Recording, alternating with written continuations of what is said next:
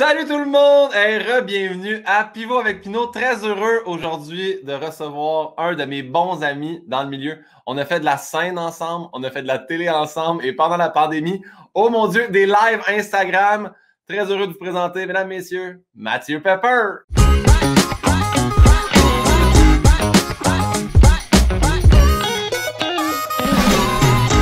Ah!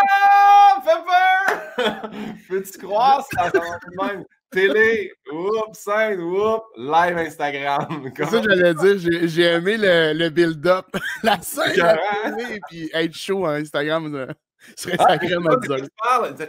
Buvais-tu de l'alcool, toi? Non, non, faut pas faire ça. Comment tu vas, Pepper? Ça va super bien, toi?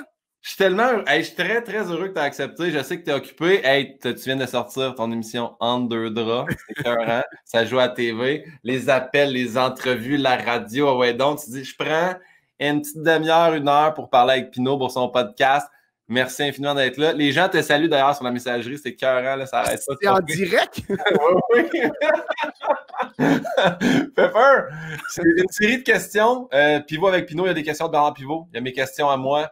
On a peut-être même déjà un peu fait sur nos lives Instagram qui s'appelait « Ça prend pas la tête à Pep Pinot », mais c'est fort possible que tu t'en souviennes pas parce que... Hein? Mais, Pep, juste en commençant, de ton souvenir, c'est quoi notre lien de connaissance? Attends, moi, un des premiers liens que j'ai avec toi, c'est je suis venu faire tu faisais des shows, des concours d'humour à Saint-Hyacinthe, c'était la soirée d'humour. Puis la première fois que j'ai participé, je me suis fait crisser là par ma blonde de 7 ans. Fait que ça faisait 7 ans qu'on était ensemble. T'es jeune, cette blonde-là? C'était mal wordé. Il n'y a toujours pas de montage hein, dans ce concept-là. Avec ta blonde. Okay. J'ai gagné le premier tour, puis après ça, je suis sorti, puis là, je pense que genre, je me suis fait sacrer là, je suis revenu, puis j'ai fait sacrer là en texto! Ouais. Texto, puis il fallait que tu reviennes pour la deuxième ronde. Oh mon Dieu! Ouais. C'était des mauvaises idées de plein de niveaux. Un concours d'humour qui avait 3 rondes parce que je venais de participer en route, puis je trouvais ça donc bon de faire vivre l'expérience. Je faisais voter le monde dans le public. Oh là là, c'était tellement de pression. Puis, ouais, ça rappelles-tu quand ça s'était passé pour la deuxième ronde? J'avais perdu, mais je pense même pas que c'était à cause de ça. Là. Je pense que le number était juste pas bon, mais j'avais assurément perdu. Je me demande même si j'avais pas perdu contre Yann Bilodeau. Avec qui c'est le genre d'affaire que Yann se rappelle, parce que Yann, c'est des informations comme ça qu'il garde dans un dossier Excel chez eux, là, que seul lui consulte. Mais c'est mon writer en passant, ceux qui posent des questions sur Yann Bilodeau. Vous pouvez aller le stalker sur Instagram, un profil, ma foi, délicieux, célibataire comme 10, donc allez le voir. Puis ce que j'aime en ce moment, c'est que Yann écoute. Je le vois, là, je vois sa face réagir sur le côté. Je pourrais quasiment garde. Exceptionnellement, et voilà. OK! Non, Pepper, t'as pas perdu contre moi parce que ce tournoi-là, t'es le seul, je pense, qui est passé en deuxième ronde.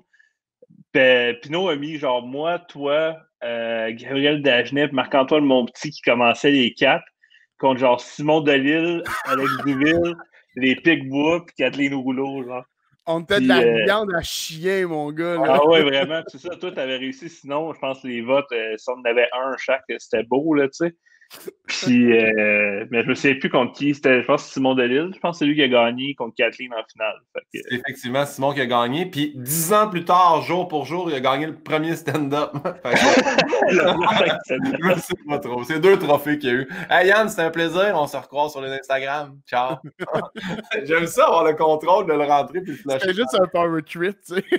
C'était jour pour jour, mais bref, il a gagné après. Mais, oui, c'est ça notre lien de connaissance. Hey, moi, je pensais, de ce que je me rappelle, on se croisait dans la loge au Jockey. Ouais. Ça doit être de là qu'ensuite de ça, je t'ai invité à Saint-Hyacinthe. Mais oui, à ce moment-là, étais-tu coloc avec Phil ou non? Oui, c'est la seule raison pour laquelle j'étais dans la loge au Jockey, parce que j'étais encore très loin de pouvoir jouer au Jockey. Ouais. Mais je venais de chiller dans la loge parce qu'on m'avait dit que c'est ça qu'il fallait faire là, pour commencer en humour. Fait que on s'est sûrement jasé là la première fois. Parce que toi, tu me dis toujours que ton premier souvenir, c'est ça. Puis moi, je pense que c'est une période que j'essaie d'oublier. Là, fait que... c'est régressé à l'intérieur dans le déni. Mais pour ceux qui se demandaient, c'était Phil Roy qui animait au Jockey, puis tu étais son coloc à ce moment-là. Charles Deschamps aussi, qui était exactement, qui était producteur de la soirée, qui était également le 3e coloc. Et à ce moment-là, les revenus étaient très différents dans l'appartement. Hein? Toi, d'ailleurs, tu avais le placard à balai, je crois. Hey, man, je sais même pas comment je faisais pour payer ce loyer-là, qui, quand je repense aujourd'hui, c'était tellement rien. Puis à ce moment-là, c'était comme si tu me disais, il faut que tu donnes 5 000 par mois, man. Je sais pas comment. C'était une drôle de période. C'était l'appart, pour vrai, les trois, c'était vraiment, tu sais, un grand salon. J'avais déjà dormi sur ce divan-là également. Moi, Pepper, c'est une personne qui m'a beaucoup accueilli sur son divan dans des moments difficiles de ma vie. Mais ça sera dans un autre podcast. Un autre podcast. Pepper, ça part. On part avec les questions de pivot. Tu réponds. Si tu veux, tu penses à voix haute. Si t'as pas de réponse, on passe à d'autres choses. Parfait. Est-ce que tu pourrais me parler de ton mot préféré? Mon mot préféré? Ouais. C'est quoi ton mot préféré dans la vie? Ben, j'aime vraiment beaucoup le mot gazpacho. Puis, parce que t'aimes le prononcer? je trouve ça le fun. Puis même que là, en ce moment, comme je magasine pour peut-être m'acheter un chien, puis c'est sûr qu'il va s'appeler Gazpacho. Parce qu'on dirait qu'il y a quelque chose de le fun dans Gazpacho. Tu sais, Gazpacho, il y a quelque chose de... Faut que tu penses, tu vas peut-être le crier tard dans la nuit sur le balcon, ce mot-là. Là. Voyons, c'est pas parce que je m'achète un chien que je deviens Richard en banlieue, là. Non, mais ça se peut que tu le perdes puis que tu vas l'appeler dans les ruelles, tu sais. Puis crier Gazpacho de domicile en domicile, c'est spécial. Ben toi, c'est Pauline, là. Fait qu'on dirait juste que t'as perdu une personne âgée, là. Ben oui, là, les gens sont comme, non, mais elle est petite, elle est blonde, elle marche lentement, tu sais, regarde. T'as pas besoin de leur dire, là.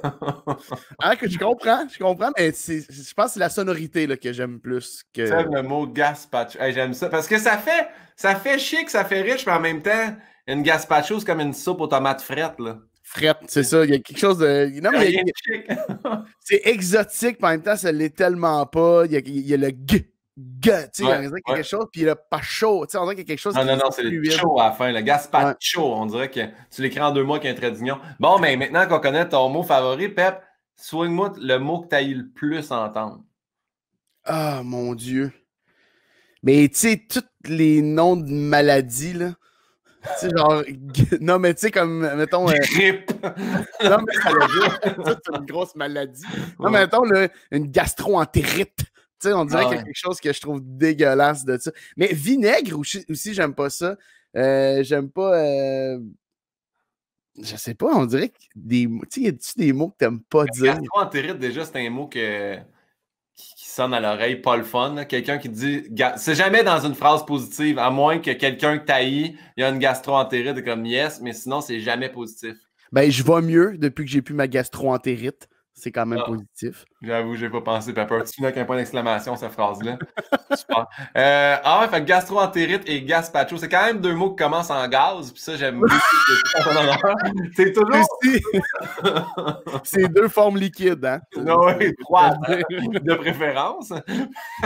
Attends, man, si toi, tes gastros sont froides, ça m'écœure à un autre niveau. Comment fonctionne ton système? Regarde, je suis mort en dedans. Qu'est-ce que je te dis? Toi, t'as un refroidisseur dans l'intestin. Ouais. Ça refroidit ta gastro. Génial. On salue tout le monde qui nous écoute, probablement en mangeant ou en conduisant. On vous remercie d'être là. Pepper? Oui. Maintenant qu'on a parlé des mots que t'aimes, parle-moi des bruits, des sons que t'aimes. C'est quoi ton son préféré? C'est quoi le bruit que t'aimes entendre? Ah, mon Dieu. Là, ça fait peddler. Je suis quand même un bon fan du bruit de champagne qui pop, là. OK. Ça ou des liasses d'argent? Ça ou le bruit d'une Tesla qui part. Ouais. Mais non, j'aime. Ben, attends, Sam Breton m'a dit quelque chose. À un moment donné, il est parti sur une chire de le bruit que sa balayeuse fait quand elle aspire. Non. Lui, c'est sûr que la Dyson pour animaux V10 comme j'ai. Puis quand tu l'arrêtes, elle fait... Elle a comme un bruit robotique, là. C'était écœurant. En tout cas, moi, j'en ai une Dyson, puis on dirait la Tesla quand elle recule. Oh. Non, mais c'est vrai. C'est un son un peu genre extraterrestre, pas plate. Non, mais moi, ton son préféré, ce serait le son que Breton aime de sa balayeuse? Non, mais c'est plus le bruit, mettons, comme j'ai brisé un vase hier. Puis mon vase il a éclaté en plein de morceaux. Fait que là, j'ai passé la balayeuse dessus. Puis c'est tous les petits, genre, les petites grenailles de vitre. Ouais. Ça fait... Là, je serais comme, ça suit la tragédie. Moi, j'ai vraiment trouvé ça le fun. Puis j'ai vraiment trouvé que c'était un beau bruit. Hey, sinon, il y a la musique aussi, là, puis le rire d'un enfant. Tu sais, mais je veux dire... Le rire d'un enfant. Ah, je m'attendais à le recevoir, mettons, Pierre Hébert. Ah, le rire d'un enfant. Quelqu'un qui en a, d'ailleurs, tu sais, quelqu'un qui en a pas, ça fait toujours bizarre. Là. Moi, ce que j'aime, c'est le rire des enfants. Tu tiens où? Tu sais où tu tiens pour entendre ça? OK. Ah. Pep. Oui.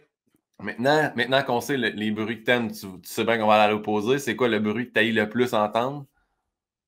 Ben moi, j'ai vraiment de la... Là, ça va un peu avec... moi, j'ai vraiment de la misère avec les pets. Gastro-entérite, dans le fond? J'ai comme quelqu'un qui pète, ça me met mal. Les gens qui sont trop à l'aise de péter, c'est un bruit qui me met mal.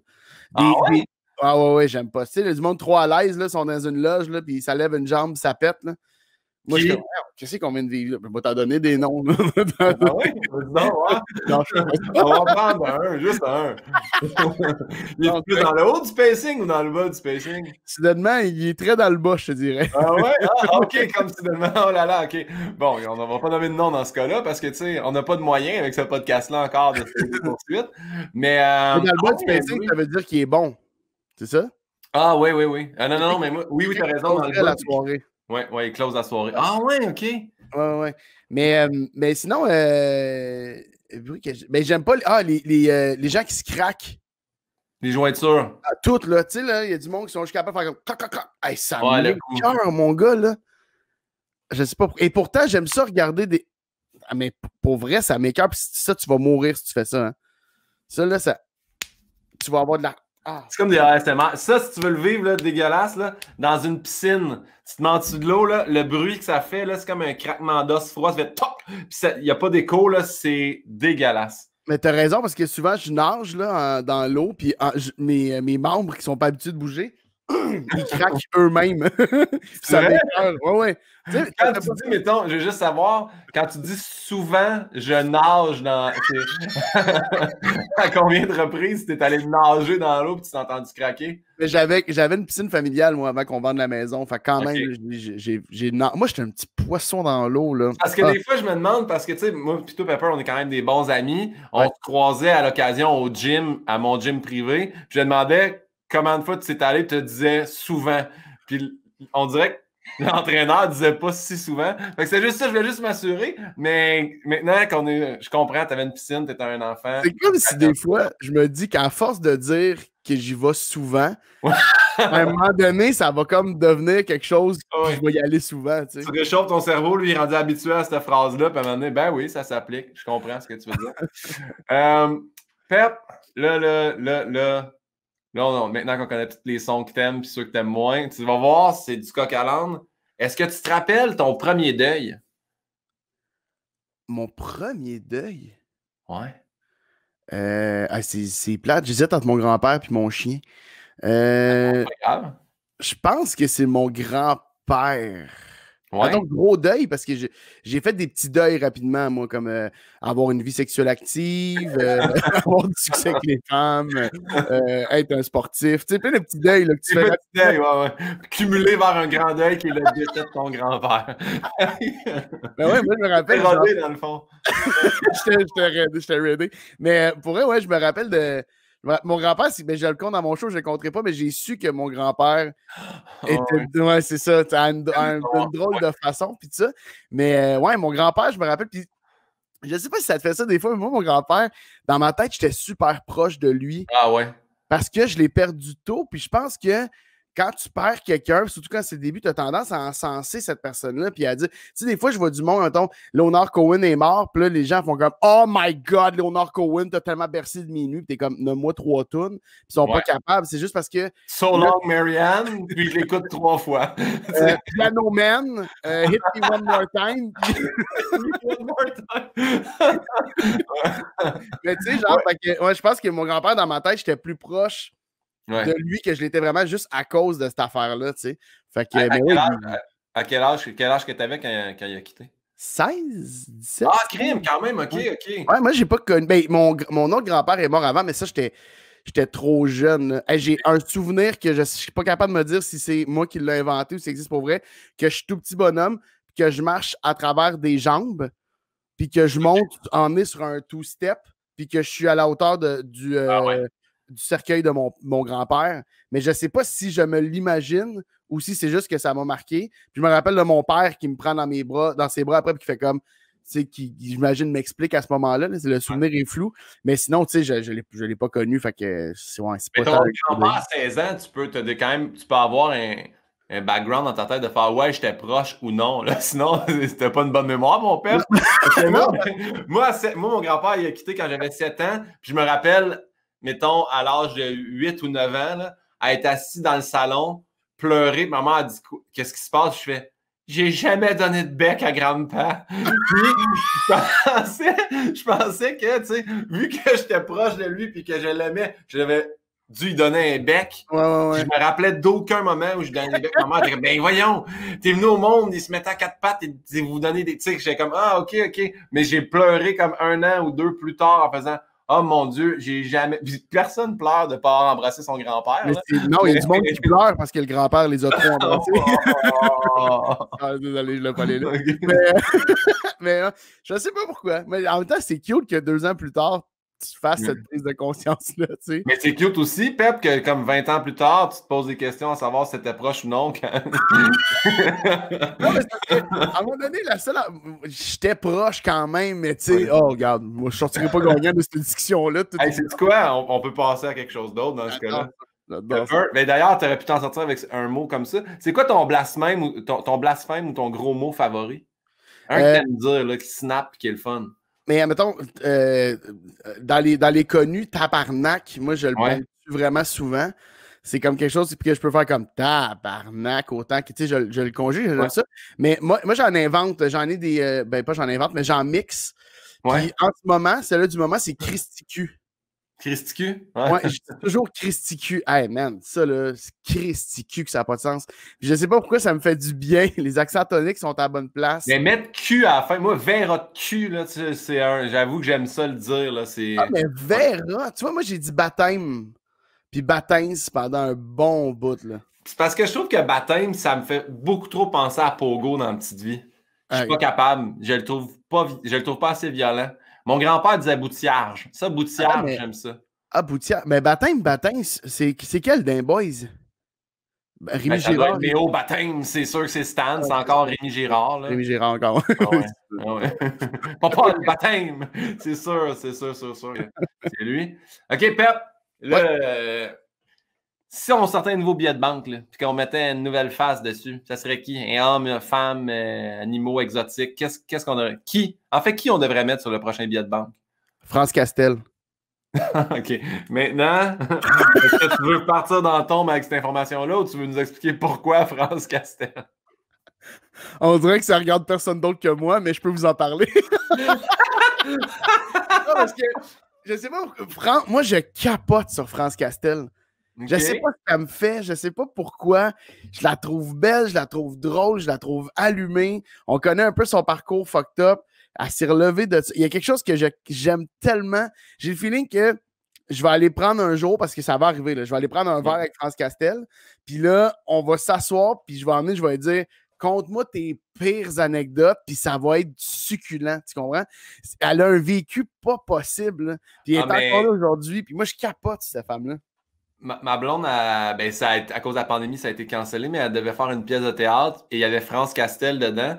Puis je sais que dans leur répétition, puis tout ça, il y a des trucs pour mieux se connaître, puis mieux se rapprocher, puis tout ça. Fait qu'il demandait aux gens, dans le silence, dirigez-vous vers vos collègues, puis faites quelque chose. Puis France Castel s'est envenue sans dire rien, s'est mis de dos et a fait la cloche avec ma blonde. C'est ça, là. Ça s'invente pas. France Castel qui fait la cloche avec toi, Chris, c'est le plus beau moment de ta journée, là. Vois-tu, ça me confirme. On peut-tu la mettre sur tous les billets de banque? Les gens ont besoin de connaître. C'est 20, c'est 100. Ah ouais. France Castel dans le dos. Hey, j'adore ça, Pep. Pep, quel métier t'aurais détesté faire? Tellement de métiers. Ah oui? T'en as beaucoup? Il y en a beaucoup que je me dis, je sais pas comment c'est. J'ai tellement de respect pour. Tu sais, cette semaine, il y avait des gars de toit qui faisaient du toit chez mon voisin en face. Ouais. Mais il fait -5, -10. Ils sont grimpés 3 étages en haut. Ils ont le cache-cou. Puis là, tu sais, je sortais à mon shop, j'ai voyé en train de rembarquer leur stock dans le truck. Le cache-cou, il est glacé. Tu sais, ils ont les joues qui sont en train de fendre. Même les gens de la construction, tout ça, sont tout le temps des grandes chaleurs. Ils ont comme 2 semaines où c'est le fun à un moment donné au mois d'octobre. Mais sinon, ils sont tout le temps des gros chaleurs ou des gros froids ou dans l'humidité, dans la pluie. Oui, j'ai un respect immense. Mais aussi, les gens, il y a des gens qui ramassent les cadavres d'animaux morts sur le bord des autoroutes. Ouais. Il y a quelqu'un qui passe puis qui est flag, fait qu'il met un pch de couleur dessus. Puis après, il y a un autre gars qui passe. Premièrement, ça pourrait être un job, là, je pense. Je pense qu'à ce moment-là, ça pourrait être une personne avec comme une cacane et un sac de poubelle. Là, ben, en fait, celui, tu sais, je veux dire, le gars avec la cacane ne pourrait plus travailler si le gars avec le sac de poubelle passait en premier. Une fois que tu l'as identifié, peinture-les pas, ramasse-les. Là, oui, c'est pas comme si la peinture en cacane était GPS, là, que du moment qu'il la met, ça envoie un signal à l'inspecteur. Tu vas voir, l'autoroute 20, il va y avoir un spot orange à un moment donné, c'est là. Cool, tu vas le spotter.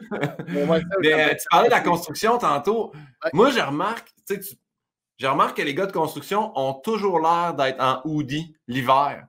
C'est comme s'il y avait du chauffage à l'intérieur de la bâtisse qui commençait à construire, mais moi, je remarque que ça a réussi. Là, il y a 2 duplex qui sont en train de se construire, puis les gars sont toujours en hoodie. Je fais comme, vous n'avez pas fret, vous autres? Vous n'avez pas besoin d'un côte d'hiver comme moi, je prenais de mon chien, j'ai un canuc avec un cache-cou jusqu'ici. Tu sais, mais c'est parce que c'est ça, les gens qui travaillent dehors, là.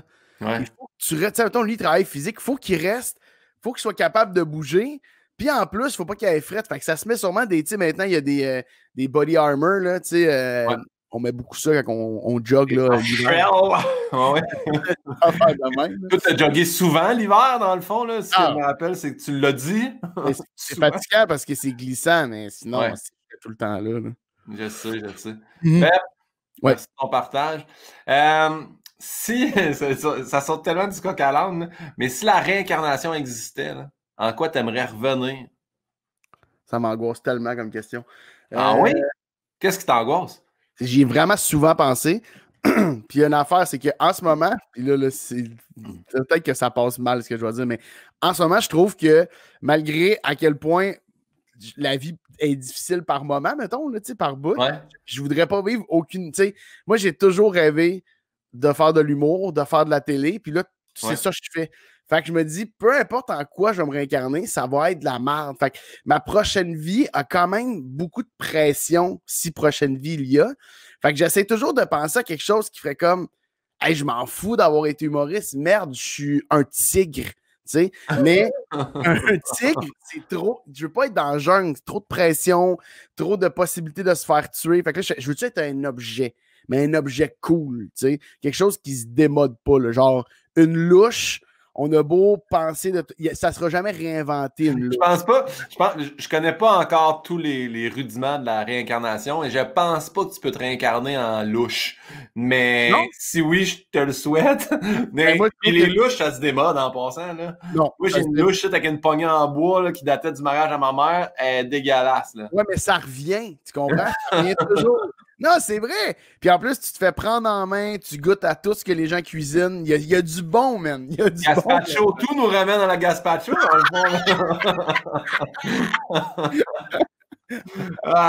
Je m'attendais à plein de choses, mais pas une louche. Hein? Attends, mais toi, tu devrais te réincarner en quoi? Moi? Un singe.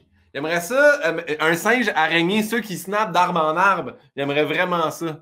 Mais ça, pour vrai, ça, je suis d'accord avec toi, mais c'est cool 15 minutes, tu comprends-tu? Ouais, mais après ça, tu swings en bas de l'arbre, tu tombes et tu reviens dans quelque chose d'autre. T'es maître de ta destinée, mon chum. Là. Ah, parce que la louche, là, elle va durer longtemps avant de remourir. Là.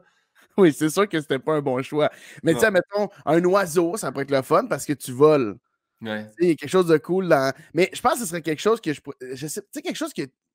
Un chien compagnie, parce que ça ne vit pas longtemps, mais un chien compagnie, c'est le fun. Moi, je voudrais garder le lien avec les humains. Là, je voudrais comme être dans une chaumière, puis continuer à vivre un peu cette vie-là. Parce que hey, la jungle, tu sais, les singes, là, qui sautent d'arbre en arbre, là, ils n'ont pas développé ça pour le fun. Là. Ils ont développé ça pour s'enfuir des lions, puis des tigres, puis des... Tu comprends? Oui. Fait que parce que les lions chassent beaucoup les singes. Ça, là, si je me rappelle. Je ne suis pas informé là-dessus, là, mais ça reste à voir. Hein? Maintenant que tu es réincarné en louche, là, puis que tu dois remourir, là, mettons que tu meurs puis que Dieu existe, qu'est-ce que tu aimerais qu'il te dise quand tu arrives aux portes du paradis? Mais Saint-Pierre, qu'est-ce que tu aimerais qu'il te dise? Moi, j'aimerais ça qu'ils me disent il y a du bien beau monde qui. Moi, j'aimerais ça qu'ils me disent cette petite vie que tu as eue là, hein? Tu sais, j'aimerais ça qu'ils soient impressionnés. Là. J'aimerais ça qu'ils fassent comme tabarnak. OK, on a un gros morceau qui est monté. Oui. Non, hey, c'était un bon chum, là. C'était un bon chum de gars. Il était un peu. Ouais, puis il m'attend avec un vodka soda, là. Tu comprends-tu dans ça? Oui, moi, j'aimerais ça qu'en haut, s'il y a un en haut, j'aimerais ça que ce soit un genre de. Un pub. Mais un pub relax, là. Un pub où il y a du monde qui peut faire le party dans un bar, mais il y a du monde qui peut être assis, jaser. Puis que tu sais ce qu'on voit dans les films, là, que tu peux vraiment aller t'asseoir avec un grand. Tu sais, tu as déjà écouté Midnight in Paris, là. Il y a quelque chose de cool que tu puisses jaser avec du monde mort, mais tu sais, qui t'ont marqué, mettons, aller t'asseoir. Mais oui, là, j'aimerais revoir mon père, mon grand-père, que je ne sais pas encore si je suis proche. Mais je veux dire, tu sais, avoir une conversation puis de jaser. Qui t'irais voir? Colin, j'aurais dû y penser là, que tu m'arriverais avec cette question. Mais mettons. Mandela, Martin Luther King. Oh mon Dieu, je m'en allais pas là. Hey, John F., qui t'a gonné dans la tête? C'est qui? Tu sais-tu? Ici, tu l'as vu? Non, je m'en allais dire, parce que là, je me rappelle pas de son nom, mais. Décris-le à l'audio pour les... Non, c'est ce que je peux dire. C'est juste, à chaque fois qu'on me demande un nom puis que je suis en live, je bug tout le temps. Mais, tu sais, c'est Bouchard. Bouchard. Il est pas mort. C'est Bouchard Diouf. Bouchard. Lucien, il est encore là. Hey, regarde, prochaine question. Non, mais il y a plein de monde, là. Tu sais, Sakuka Ivu, Marina Fini. Émile Bouchard, numéro 3. Canadien, chandail retiré de Ryan O'Byrne. Ça, tu pourrais le rencontrer. Maurice Richard, ce serait intéressant de comprendre c'était quoi. Tu sais, genre de comprendre c'était quoi dans cette époque-là, vivre ce qu'il vivait, c'était le plus grand, mais en même temps, le plus. Tu sais, mettons, j'ai écouté, moi, La Bolduc. Je sais pas si tu as écouté le film La Bolduc. Avec Debbie Lynch. Ouais, c'est fucking bon. Puis deux, tu sais, je serais curieux de savoir, on le voit un peu là-dedans, c'est quoi signer un contrat de 10 puis partir en tournée à cette époque-là. Mais c'est quoi le showbiz? Puis c'est pour ça, l'autre gars que je cherche son nom, puis que là, je vais m'en Elvis Presley, si tu veux parler showbiz puis musique, peut-être. Mais il est pas mort, lui. Mais c'est parce que je trouve pas le nom, mais c'est l'époque des cabarets, tu sais, un Gilles Latulippe. L'époque des cabarets, moi, ça me fascine. C'est Claude Blanchard? Claude Blanchard, Claude Blanchard, oui. Hey, ça m'obsédait. Hey, mes cheveux n'ont pas de bon sens. Oui, Claude Blanchard. Faudrait que. Claude Blanchard, cabaret ouais, ça c'est moi, je capotais sur puis peut-être que non, là, mais quand j'étais jeune, la vibe qu'il y avait, puis il jouait aussi dans une série télé, il était comme un peu parrain de la patente, puis j'étais comme, j'écoutais ça, j'étais vraiment trop jeune, mais je capotais sur ce bonhomme-là. Ben oui, il y avait tellement d'allure de mafieux, puis on dirait qu'il y avait les paupières taquées, tellement. Il y avait un peu la face comme un Sharpie. Tu sais, les chiens non, je sais que ça n'a pas l'air fin, mais il était tellement drôle, mais vraiment, il y avait tellement de plis. Je sais, quand j'étais petit, je tripais sur lui aussi, je le trouvais drôle. Là. Il était super réconfortant, on dirait, puis lui, il a connu les cabarets. Là. Hey, je sais pas si tu as déjà entendu Gilles Latulippe, là, je prends une seconde de trop, mais Gilles Latulippe, il est content à un moment donné qu'il est en train de faire du cabaret. D'un côté, il y a les Italiens, puis de l'autre côté, il y a je sais pas quelle gang, puis il passe, il voit... Continue. Il voit un gun passer sa scène. Fait que les gars, ils se passent le gun, sa scène, puis lui, il faut qu'il continue son numéro d'humour parce que dans le temps, c'était ça. Les cabarets étaient gérés par le crime organisé, je sais pas trop, tu sais. Fait que c'est malade. J'aurais voulu avoir des anecdotes là-dessus. C'est mollo quand tu penses que nous, notre gros highlight, c'est d'avoir joué à Oma Ferret puis quelqu'un a gagné la machine à sous, tu sais. Il n'y a rien eu de grave. Non, c'est que... punch-out, fait que t'as un beau pic, tu sais. Il y a une petite, pas une quincaillerie, une librairie, pas loin de chez nous, qui donnait des livres. J'ai ramassé ça, qui est drôle comme un singe de Gilles Latulippe. Et je pense qu'il n'y a aucune blague qui a bien vieilli là-dedans. Attends, fais-nous en une. Mettons, c'est vraiment au hasard, je l'ai ouvert. Dans un party, une femme n'arrête pas de chanter. Quelqu'un lui dit « Vous devriez chanter à la télévision. Vous pensez que je suis si bonne que ça? » Non, mais si vous étiez à la télévision, on pourrait la fermer. Il y a tellement, là... Hey, regarde, mettons, il faut dire « Permettez-moi, madame, de nicher vos pinçons. » Et non, « Permettez-moi, madame, de pincer vos nichons. » C'est toutes des blagues qui ont bien vieilli, là. OK, dernière. Avant de me marier, j'avais 6 théories sur la façon d'élever les enfants. Maintenant, j'ai 6 enfants, puis plus de théories. Ça, là, ça se démode pas. On parlait de trucs qui se démodent pas. Si tu serais incarné dans ce livre-là, là, ça se démode pas. Mais j'adore ça. Je le lis de temps en temps. Juste il y en a eu des bonnes, là, tu sais, mais il y en a qui ont mal vieilli. Là. Mais j'imagine ça en cabaret, c'est sûr que le monde se tape ses cuisses. Ah oui, Roméo Pérus, puis Tigus, puis Timous, là, je veux dire, ça y allait, que, tu sais, il y a des gags, il y a un gag, là, c'est juste, je l'écoute, là, sur YouTube, il y en a, puis il fait juste crier comme à quelqu'un qui est, c'est un gars de construction qui crie à l'échafaudage, puis il dit « Bélanger, t'es congédié! Hein? Bélanger, t'es congédié! Hein? Bélanger, t'es congédié! N'entends pas! » Là, il regarde comme au premier étage, puis il dit « Bouvier, c'est toi qui es congédié de bord. » Mais ça dure, mon gars, ça dure, il joue, tu sais, c'est vraiment une autre époque, mais c'est, ouais, il y a des belles choses. C'est des excellents gars. Ben, pour cette époque-là, c'est des excellents gags. Mais il y en a qui, pour vrai, devraient bien vieillir. J'en regarde des fois des vieux juste pour eux, puis tout, je trouve ça bon. Pepper! Oui. C'est mon bout préféré. On est rendu au moment, la question de ma mère. Je demande à Manon Pinault, ma mère, de poser des questions à chacun de mes invités ou chacune de mes invités. Puis c'est un plaisir pour elle. Elle m'a écrit une super question pour toi. Mathieu, est-ce que tu préfères écrire, faire de la télévision ou faire de la scène? Wow, c'est vrai que c'est une bonne question. Premièrement, Manon, je préfère tes biscuits. À tout ce qu'on parle en ce moment, mais c'est tough. En ce moment, je t'avouerais que je suis comme dans une... Je sais pas, j'ai un fun égal partout. Puis au début, je disais qu'il n'y a rien qui va remplacer l'adrénaline de la scène. Ouais. En même temps, l'adrénaline d'un plateau de tournage, quand tu joues, tu sais, j'ai eu la chance de jouer avec Martin Drainville puis Micheline Bernard, là, qui est pour ceux qui ont écouté Radio Enfer, là, c'est Jocelyne. Puis tu fais comme... il y a une adrénaline d'aller jouer sur un plateau de tournage, tu sais. Mais je pense que la scène a quelque chose de vraiment particulier. Ouais. C'est une adrénaline, c'est un contact direct avec le monde qui est malade. L'écriture, moi, j'étais pas... pour mon stand-up, j'écris beaucoup en point de forme, là. Je m'écris des mots. Là, écrire des fictions, là, passer des 8h, 9h en avant de mon ordinateur, j'avais jamais fait ça de ma vie. J'ai vraiment trouvé ça le fun, tu sais. J'ai développé... j'ai vraiment, vraiment aimé ça. Je pense que la réponse est plate. J'aime tout un autant que l'autre pour ses différentes forces. Mais ouais, j'aurais de la misère à départager en ce moment. Là. Mais ouais, justement, tu parlais de ça, écrire pendant 8 heures pour des scénarios, mais est-ce que ça t'a aidé pour ton écriture humoristique aussi ou c'est vraiment quelque chose différent pour toi? Complètement différent. Ouais. Mais je sais pas, toi, on en a parlé un peu, mais je sais pas si ça a changé, mais moi, j'ai de la misère à écrire du stand-up quand je peux pas les tester. Fait que je me prends des idées en note. J'ai un dossier d'idées que je continue de prendre en note. Mais j'ai beaucoup d'affaires que je pensais amener sur scène que finalement, j'ai fait soit en story ou en statut Facebook parce qu'à un moment donné, t'es comme, c'est trop long. Si ça reste trop longtemps dans mon système, je le trouverai plus drôle, tu sais. Fait que ouais, non, c'est vraiment deux affaires différentes. Jamais j'ai passé 9 heures à écrire du stand-up. Ma tête veut pas, tu sais. Mais du dialogue où est-ce que je prends une pause de 5 minutes, je reviens, je fais, il aurait pu dire ça, il aurait pu dire ça. Réeffacer, recommencer aussi en stand-up, je fais pas beaucoup ça. Effacer puis recommencer sur le même sujet, là, c'est plutôt rare. Tu sais. Je vais comme trouver des twists puis tout ça. Mais tu as raison qu'en stand-up, en le faisant sur scène, des fois, c'est là que l'idée. On dirait qu'il y a quelque chose dans notre cerveau, mais en tout cas, du moins de mon côté, là, que ça s'illumine. Une fois que tu es comme sur le stress d'être sur scène, tu fais c'est drôle, mais si je rajoute ça, puis. Fait que, il y a des impros qui pop sur scène qui peuvent pas être faits à l'écriture devant ton laptop tout seul non plus. Exactement, ouais. C'est ça. Ouais. Pepper, question rafale adaptée à toi, Mathieu Pepper. Ça veut dire qu'on approche de la fin? Pas en tout. Okay. Pepper, animer un gala juste pour rire ou animer une télé-réalité? Gala juste pour rire. Ah oui?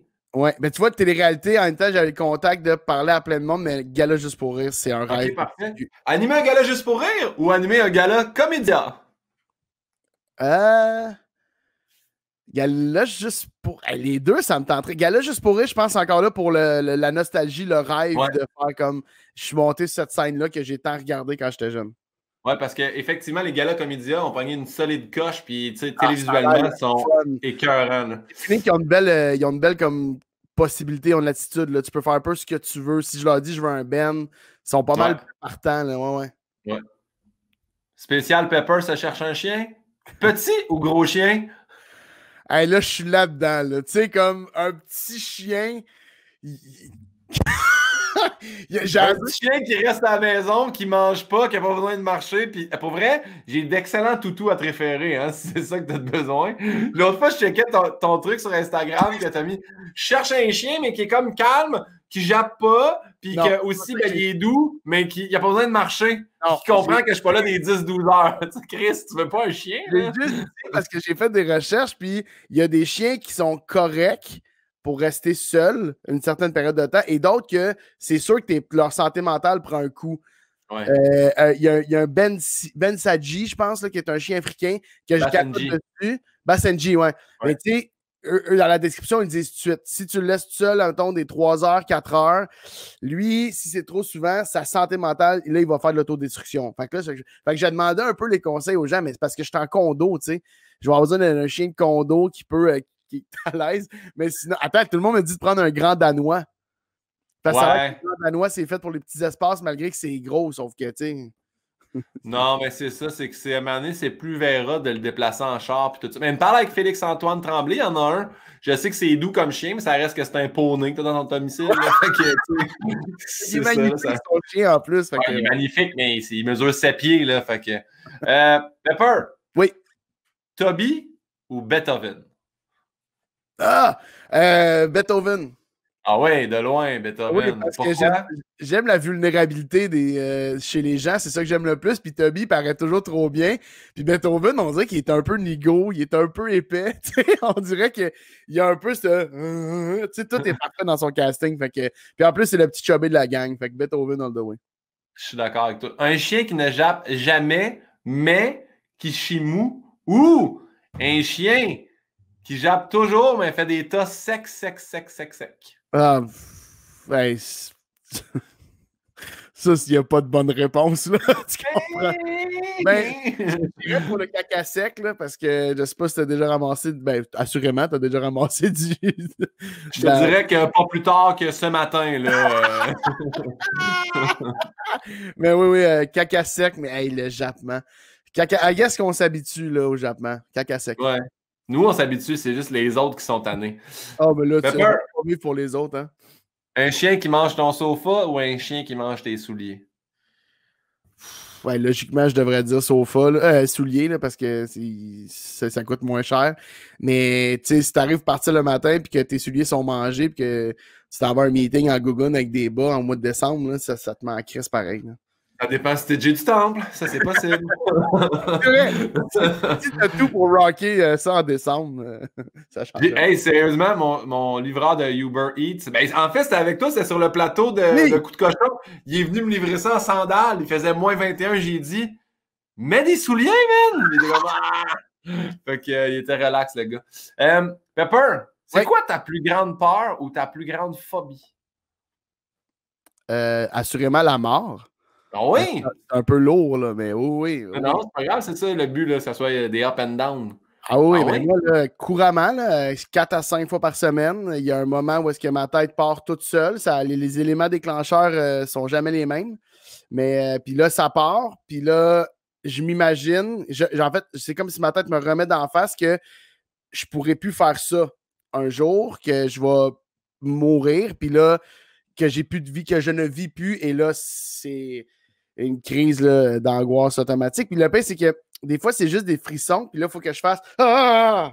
Mais je l'ai souvent vécu avec des gens qui, encore aujourd'hui, ne savent pas que c'est ça. Là. J'étais avec quelqu'un, puis je l'ai fait. Puis après, ça va-tu? Je fais ouais, frisson, il fait froid. Mais t'es comme genre, c'est vraiment, ça devient physique. Là, je tremble de tout mon corps, one shot. Je l'ai déjà compté, là, mais je m'étais fait reconnaître dans un winner. J'étais en train de sauter sur place dans une rangée parce que ça venait de me pogner là. J'ai vu ma main aller pogner le morceau de linge. J'ai fait si un jour, je pourrais plus jamais faire ça, là, magasiner, vivre. Et là, ça m'a pogné, puis ça partait pas. Fait que je me suis mis à sauter sur place. Puis quelqu'un qui a fait « Hey, t'es-tu Mathieu Pepper? » J'ai fait comme « Là, j'ai eu l'air d'un asti d'épais. » Oui, mais en ce moment, je suis en train d'angoisser sur la mort pour pouvoir prendre un morceau de linge. Mais si ça peut t'aider, Pepper, à te sortir de ces crises d'angoisse-là, juste peut-être t'imaginer devenir une super belle louche qui démode pas. C'est sûr que dans les journées plus grises, je m'en rappellerai. Là. Ben oui, une belle louche qui te rend dans une gazpacho, là, mon gars, c'était un wraparound parfait. Pepper, qu'est-ce que tu dirais aux jeunes Mathieu Pepper? Tabarnak. Je pensais que tu cassais là. lâche pas, mais ça s'améliorera pas tant que ça. C'est vrai? Non, arrête. Non, mais toutes les struggles que je trouve que j'avais quand j'étais jeune, je les ai quand même encore, mais beaucoup mieux. En fait, je pense que je dirais, tu vas vite comprendre que tes faiblesses sont tes forces. Tu sais, genre, oui, t'es anxieux, mais un jour, tu vas faire du cash avec ça, tu sais. Oui, tu sais, dans le sens, tout va bien aller, là, ça va finir par bien aller. Puis je dirais peut-être aussi, tu sais, un forêt noire, c'est pas un déjeuner. Je dirais peut-être que je me gâterais, là. Me dis, peut-être si on intervient plus tôt, il y a des changements, tu sais. Bon, moi je peux pas puncher là-dessus, je peux rien dire parce qu'à toutes les fois que je fais une joke, tu me dis tout le temps que tu fais de la grossophobie. Fait que, non, je te dis que tu fais des jokes de gros. non. L'autre fois, je dis, Pepper veut rester dans la loge, il veut manger. Grossophobie, j'ai qu'est-ce que tu peux manger, là? Tu as le droit de manger, là, c'est pas. C'est toujours faire wow, une joke de gros. Hey, ça, c'est rough, man. Toujours mettre le monde un peu mal à l'aise 2 secondes. Moi, c'est facile parce que je mords à ça. Je dis, hey, attends un peu, là, c'est pas. Okay. Ah ouais, le jeune Pepper. Mais je trouve ça beau que tu dises mes faiblesses vont être mes forces plus tard. On dirait que c'est ça que. Je trouve que chez certains humoristes, tu fais comme. Au début, ils sont comme awkward, là, ils sont les étranges de l'école. Puis quand ils arrivent dans le milieu de l'humour, ils sont comme les hot qui sont différents de tout le monde. Je trouve ça vraiment. Je trouve que c'était beau. Merci, Mathieu, de ton partage. J'ai l'air d'un gars de pastoral, soudainement. Mais tu vois, ça va très bien avec ma prochaine question. C'est quoi, Pepper, pour toi, le bonheur parfait? Hey, je cherche souvent la réponse. Ouais? Je n'ai pas de réponse. Là, t'angoisses, puis tu vois ta main prendre un morceau de linge, puis tu vas fuck. Ça se passera peut-être plus, ça, bientôt. Moi, je pense que la pandémie fait que je parle trop. Il est commandé. J'aurais jamais dit ces affaires-là. Tout le monde va me remettre dans la face. Mais... Hey, c'est gros, le bonheur parfait, c'est gros. Là. Attends, mais je sais maintenant qu'il est entouré d'amis, d'amour et de simplicité. Ça, je le sais, mettons. J'ai comme... Je me suis découvert ça. J'ai besoin que les affaires soient simples. C'est cool, on a choisi la bonne job pour ça. Là, j'ai besoin que les affaires soient simples. J'ai vraiment besoin de beaucoup de bienveillance. Là, genre du monde qui sont là pour toi et qui disent, ils disent bravo, ils disent t'as-tu besoin. Ça, je trouve que quand on est bien entouré, ça change tout. Puis, mais le gros bonheur, mettons, si Monac, j'ai aucune idée. Ça serait. Je sais pas. Mais pour vrai, à cause de toi, passe. Mais à cause de toi, j'ai écouté le film Âme, là, qui est Soul de Disney. Puis on dirait que j'ai un peu reparamétré mes pensées là-dessus parce que si vous l'écouterez, là, les gens, si vous ne l'avez pas vu, mais en gros, c'est la personne veut absolument faire un spectacle. Puis quand il arrive à faire ce spectacle-là, il sort et il fait hey, je me sens pas tant mieux. Je pensais que ça allait être la grosse affaire, tu sais. Je pense qu'en humour, on a beaucoup ce pensée-là de hey, là, je vais faire un gala, là, je vais faire mon show, là, je vais faire cette grande salle-là. Puis tu sors et tu fais je l'ai faite. Là, à ce temps, qu'est-ce qu'il y a d'autre? Fait que souvent, c'est de se rendre compte, hey, c'est cool en maudit ce que je vis là, puis de l'accepter, en tout cas, d'en profiter, puis de. Bref, c'est ça. Mon père, il disait toujours qu'il fallait. Mon père me disait toujours faut que tu profites de la ride, tu sais. Profite du paysage. Parce qu'au début, ça m'angoissait bien gros que moi, dans 6 mois en humour, ça n'avait pas explosé, là, que je n'étais pas Louis-José Hood. Je ne comprenais pas le chemin qu'il y avait à faire. Puis à un moment donné, mon père a dit si tu ne profites pas, là, si tu essaies de mettre ça à 160, là, ça à 15, là, puis de rouler, tu ne verras rien. Fait que tu vas arriver au bout, mais tu n'auras rien vécu. T'sais. C'est plus cool. Arrête-toi, va souper là, arrête sur le bord de l'eau. Comme profite-en de ta ride parce qu'en bout de ligne, c'est ça le souvenir. Puis tu sais, à ce moment, mettons, je le vis avec ma série. Là, écouté ma série la semaine passée, c'était la première. Puis là, je l'écoute, puis hey, ça fait longtemps que je rêve à ça, là, depuis que je suis petit cul, no joke. C'est pas le cliché, là. J'ai toujours rêvé à ça. Puis en bout de ligne, ça finit, puis tu fais comme c'était une autre émission qui part. Puis Chris, c'est une miette là, dans la toast de la vie, là, tu comprends? Fait que genre, j'ai fait ah oui, c'est vrai, une chance, la ride a été le fun. Puis là, tu sais, il faut vraiment profiter pendant. Parce que l'arrivée est souvent décevant. Je vais garder l'expression c'est une miette dans la toast de la vie. C'est comme un mélange entre Stan des Boys puis Mathieu Pepper inspiré de son père. J'ai tout aimé. C'est une miette dans la toast de la vie. Ça va être le titre du podcast pour celui-là. J'aimerais ça. Pepper, ta plus grande épreuve, ça a été quoi? Assurément la mort de mon père. Ouais. Là, est-ce que tes autres invités sont aussi lourds que moi? Parce que sinon, là, j'ai juste l'air d'être... Mais les autres invités, c'était également la mort de ton père. Fait que tu vois, c'était...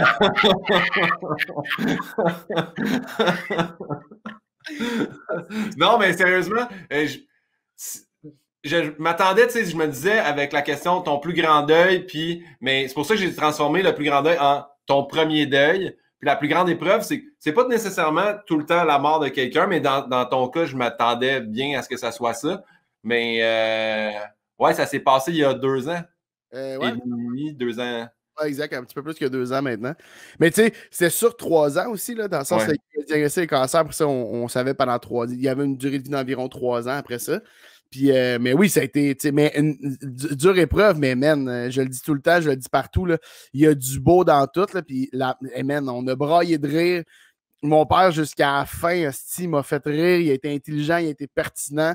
Si j'avais à vivre la mort, autant que c'est interminable, 3 ans, là, 3 ans de drainage de cerveau, d'émotions, de ne plus savoir où est up and down, puis tout ça. Mais c'est rien comparé à ce que lui a vécu, évidemment. Puis après ça, je trouve qu'il y avait du beau dans tout. Fait que ouais, pour vrai, moi, c'est une très belle mort, dans le sens, j'ai que du bon. Tu sais, la maison Sercan pour laquelle je suis porte-parole, ça l'aide ça, là, les 3 derniers mois, tu es dans un lieu où tout est propice à passer juste du bon temps avec la personne avant qu'elle parte. T'sais. Fait que ouais, ça a été tough, ça, j'ai la plus grande épreuve. Mais man, je veux dire, c'est. Ah, ça, puis la première fois que mon char a été pogné dans la neige à Montréal. Ah, ça, j'ai le référent. Mais pour vrai, moi, je me rappelle dans ces moments-là, tu sais, de faire de l'humour avec toi. Tu étais avec les petits pas fins, puis c'était toi, Maud Landry, Sam Breton, puis Sam Breton ne pouvait pas être là. Fait que Pat Gros m'avait demandé de le remplacer. Puis je me rappelle cette journée-là, quand tu nous expliquais, tu sais, les épreuves qui se passaient, tu étais tellement serein. Si moi et Maud Landry, on braillait, c'était comme, ben c'est ça, tu sais. Moi, je pense que, tu sais, quand tu parles de ton affaire de la main, puis tout ça, moi, un truc que tu m'as mis dans la tête qui me crée maintenant de l'angoisse, là, c'est de penser à, tu sais, ça, c'est la dernière fois. Tu sais, que tu m'as expliqué que ton père est sorti de la maison pour s'en aller justement à la maison Sercan, faire. Là, il est sorti, puis c'est la dernière fois qu'il va y à la maison. Asti, juste encore là, d'y penser, ça me casse. Je t'ai trouvé vraiment bon dans ces moments-là. Puis, tu sais, pour ceux qui ne savent pas, la journée même, t'as animé un gala pour le Grand Montréal Comique. Tu sais, ça, là. Je ne sais pas c'était quoi la drive que tu avais ou si tu as cassé 2 jours après, mais t'étais comme un surhumain à ce moment-là. Moi, je me rappelle de voir les images, je fais Esti, on l'a fait, papa, là, tu m'as cassé. Là, fait que... c'est que j'avais pas le choix, on dirait, tu sais, j'ai pas de mérite, c'est que lui, il était comme ça. Fait que, tu sais, je pouvais pas m'apitoyer quand lui, il était comme tout le temps en train de. Puis il est décédé à 11h30, je crois, puis tu sais, à 15h ou à 16h, j'étais en soundcheck pour le gala. Fait que, tu sais, genre, c'est vraiment comme le corps est parti, là, tu sais. Ouais. Puis après, tu fais genre, bon, ben, j'ai tout le temps d'aller dormir, 1 heure avant, tu sais, puis j'avais fait la radio le matin. Mais jamais une seconde, j'ai fait genre, lui, il était de même, tu sais. Fait que dans le sens, si lui, il s'était battu jusqu'à la fin, moi, je pouvais pas faire comme, ben là, je prends off. Fait que dans ma tête, c'était juste, pour vrai, j'ai de la misère à répondre à ça parce que j'ai envie que je prends aucun mérite. Puis je trouvais ça cool parce que j'étais super bien entouré. Fait que j'avais toujours plein de monde autour de moi qui était super gentil, généreux. Là. Fait que c'était un bien bon gala. Là. C'était pas été mauvais. C'était un bien bon gala. Je viens de me rendre compte, il faut vraiment que je replace les questions dans le pacing. La prochaine, c'est quoi la prochaine? Ton dernier fou rire.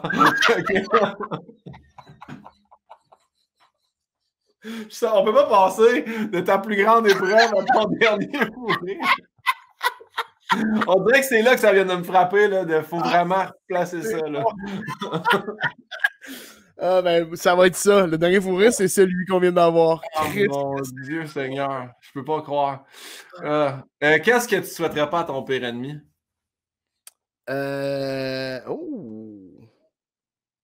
Comme touché, tu sais, parce qu'on souhaite des affaires des fois négatives, mais là, de pas souhaiter ça, ça veut dire j'ai quand même de la compassion pour cette personne-là, même si je l'haïs, tu sais.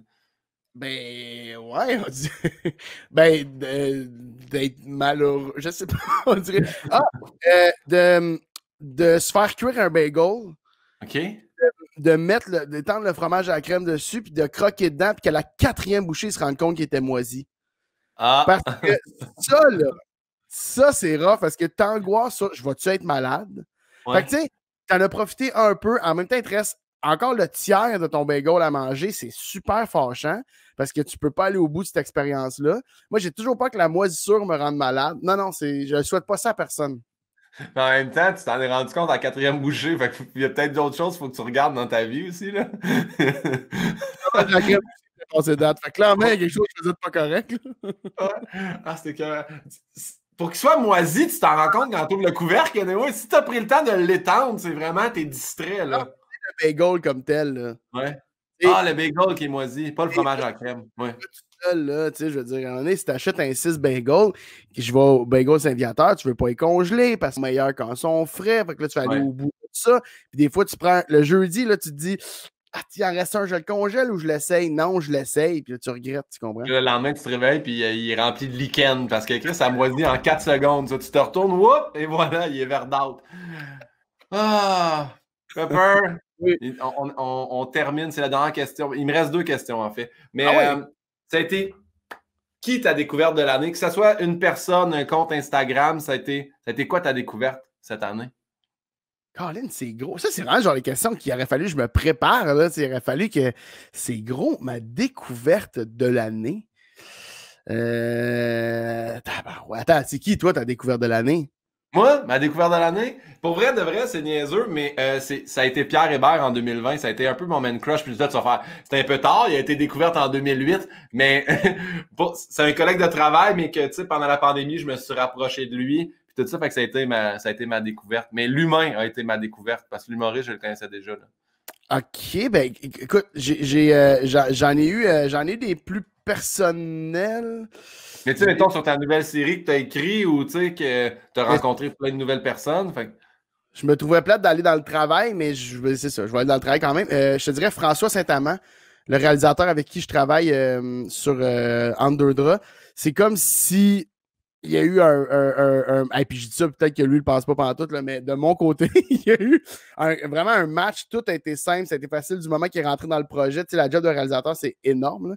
Fait qu'il y a une grosse partie de ce qui se passe les mercredis 19h30 qui y appartiennent parce que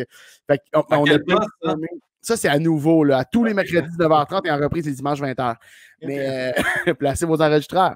Mais non, c'est ça. Ouais, je dirais François Saint-Amand.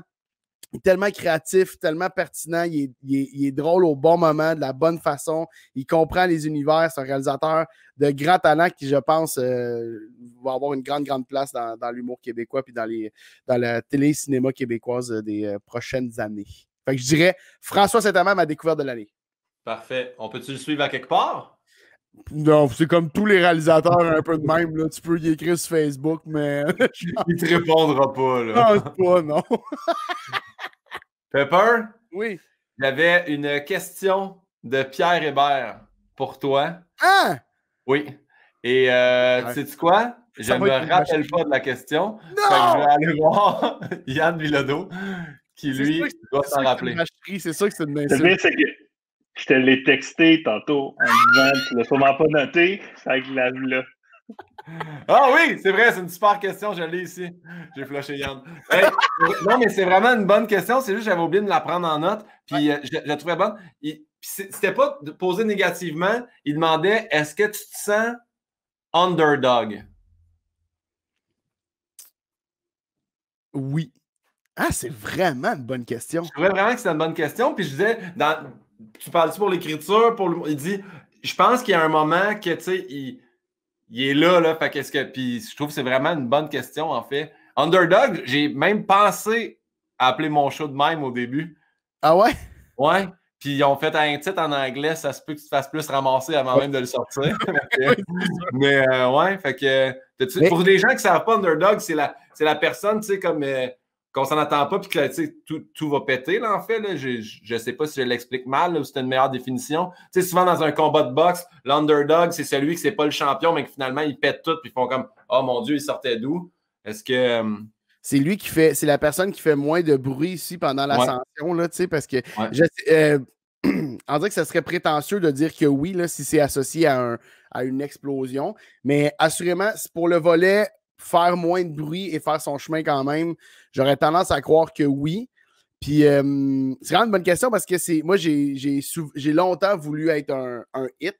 Ouais. Et ça fait quelques années que je veux plus être un hit puis que j'aime beaucoup la position dans laquelle je suis. Puis, fait que oui, je pense que si on n'associe pas ça au côté explosion, nanana, là, je veux pas avoir l'air prétentieux, mais en fait, je veux pas être prétentieux, mais non, c'est ça, je pense que ouais. C'est quand même c'est une super question, puis tu disais ça, mais je pense que je veux pas parler pour tout le monde, mais je veux dire qu'il y a une grosse majorité des humoristes, quand on commence dans ce milieu-là, on veut être un hit, puis exploser, puis tout ça. Mais tu sais, mettons, moi, pour en avoir parlé avec du monde de d'autres milieux, dont Mick Gouin, qui est acteur, puis il a fait, tu sais, ton but, c'est quoi? Si tu comme, t'as un hit, on te voit, puis on t'oublie, ou être celui qui fait son chemin, mais dans 10 ans, on va faire, hey, il est encore là, puis on le voit encore, puis il fait encore ses affaires, puis j'ai fait, ah oui, c'est bon, tu sais, c'est pas un sprint, mais un marathon, là, tu sais, sur le long terme. Fait que, ouais, c'est une excellente question. Ce qui m'amène, d'ailleurs, à te demander à toi de poser une question à mon prochain invité. Qui sera Simon Boulris? Oh! Simon Boulris! Hey, je le connais pas. Ben, en fait, personnellement, je le connais pas du tout. Je connais évidemment son œuvre. Mais Simon Boulris, qui, si je me trompe pas, a écrit pour la télé dernièrement. Il a écrit sa première fiction. Je serais curieux de savoir, est-ce qu'il aime mieux voir les mots qu'il écrit livrés dans la bouche de des comédiens, ou est-ce qu'il aime mieux se les imaginer les lecteurs se les imaginer? Je ne sais pas si c'est clair, là.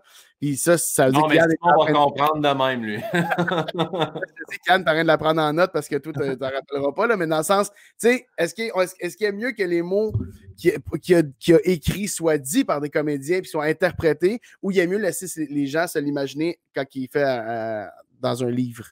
OK. C'est peut-être pas là, mais je pense que c'est une bonne question. Oui, c'est une excellente question. Est-ce qu'il pense qu'il est underdog? Mais quand je vais arriver, je vais faire Hey Simon, Mathieu te demandait aimes-tu ça écrire des livres? Ça va juste être. non, mais c'est une super bonne question. Je comprends ce que tu veux dire. Mais en fait, je pourrais te retourner cette question-là. Tu sais, toi, quand tu l'as écrit, aimais-tu mieux voir comment tu l'avais écrit ou t'aimais mieux est-ce que c'est livré comme tu l'avais imaginé, tu sais, l'écriture de Entre deux draps? Dans mon cas, j'ai la chance que certains de mes textes soient interprétés par des génies comiques. Là. Je veux dire, Karine Gontier-Heinemann, Pierre-Luc Funk, name it, là, sont toutes vraiment, vraiment bons. Fait que moi, c'était trippant. Là. Puis il y a des fois que... J'ai cru voir que tu t'es pas nommé dans tes génies comiques, mais tu livres quand même tes propres textes, Mathieu Pepper. Mais là, j'avoue qu'Underdog, pas prétentieux, t'as pas voulu, je comprends où tu voulais pas aller avec ça. Je me considère même pas comédien. Fait qu'imagine-toi à quel point je me considère pas génie comique, est-ce mais non, mais bon dans la série. Karine Gontier-Heinemann a fait quelque chose avec les textes. Fait que moi, je donnais des choses, puis après ça, elle faisait sa magie. Fait que, ouais, des fois, c'est vraiment impressionnant de faire comme... Moi, le gag, je trouvais qu'il était bon, puis elle vient de le rendre fantastique. Là, fait que, ouais, c'est trippant ça aussi. Mais c'est pour ça que j'étais curieux. Puis lui, les gens, sinon, c'est à la lecture. Fait qu'on dirait qu'il y a quelque chose de trippant aussi à ce que les gens se l'imaginent, le delivery, puis tout ça. Là. Hey, Mathieu Pepper, c'était un plaisir. Merci. Non, t'as été super. T'as pas besoin de t'inquiéter. Là. Quand tu réécouteras le podcast, angoisse pas sa mort. T'as été numéro 1, mon gars. Puis dans le pire des cas, tu deviens une louche. Fait que ça, c'est pas plate pour personne. Pepper, c'est vraiment un plaisir. J'ai adoré ça, jaser avec toi. J'espère que t'as eu du plaisir. Hey, c'était vraiment le fun. Bravo.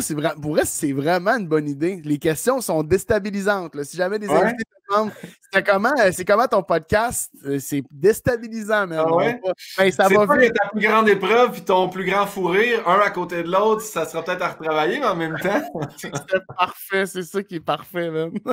C'est bien smart, Fait que merci à tous de nous écouter sur toutes les plateformes. On s'en va bientôt.